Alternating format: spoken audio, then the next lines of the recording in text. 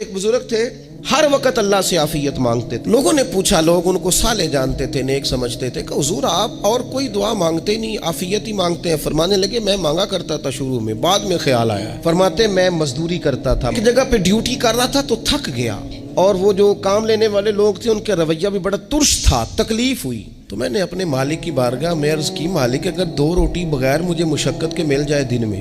کہتے ہیں میں نے یہ دعا مانگ لی، ذرا میں تھوڑا آگے بڑھا تو 2 بندے آپس میں لڑ رہے تھے، میں ان کی صلح کرانے کے لیے آگے بڑھا تو میں جس کو چھڑا رہا تھا دوسرے نے میرے اوپر ضرب لگا دی، میرا بھی سر پھٹ گیا۔